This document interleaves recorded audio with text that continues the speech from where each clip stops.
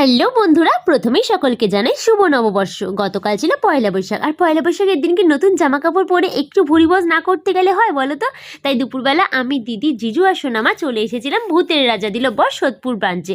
আর এসে দেখি বাপরে বাপ কি ভিড়! প্রায় আমরা এখানে 1.5 ঘন্টার মতন বসেছিলাম, যদিও বাইরে বসার জায়গা করে দিয়েছিল। একে তো এত গরম পড়েছে, আর আমরা স্কুটি নিয়ে এসেছিলাম, কারণ আমাদের বাড়ি থেকে খুব একটা তো দূরে না। তাই জায়ম্বু বাইক নিয়ে এসেছিল, আর দিদি স্কুটিতে করে আমি আর সোনামা এসেছিলাম। আর আমরা ভেতর দিকে বসার জায়গাটা সেখানে বসেছিলাম, কারণ এখানে না একটু রিল্যাক্সে বসা যায়, ছোটো ছোটো মানে অনেকটা নিচু থাকে, সোফার মতন করা থাকে। তো আমরা অর্ডার করেছিলাম এখানে 2টো বাঘার থালি, একটা গুপির থালি।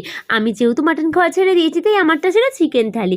অনেক কিছুই খাওয়ার ছিল, চিংড়ি মাছ, পাবদা মাছ, তারপরে চিকেন পকোড়া, কচুর শাক ছিল ইলিশ মাছের মাথা দিয়ে, তারপর চাটনি, পায়েস, পাঁপড়, এগুলো তো ছিল, রসগোল্লা। আরেকজনকে দেখো শুধু রসগোল্লা শিরা আর 1 পিস পাঁপড় খেয়েছে, আবার মাথা নাড়ি নাড়ি বলছে হেভি নাকি টেস্ট লেগেছে। রসগোল্লা খাবে না, শুধু শিরাটাকে আঙুল দিয়ে চেটে চেটে খাচ্ছে। যাই হোক, খাওয়া দাওয়া কমপ্লিট করে আমরা বেরিয়ে পড়লাম। আর এখানে না খাবারের কোয়ালিটি যদি বলো ঠিকঠাক, মানে খুব বেশি প্রাইস হিসেবে আমি বলবো যে আরও একটু কম প্রাইস হওয়া উচিত ছিল, যা কোয়ান্টিটি আর কোয়ালিটি ছিল।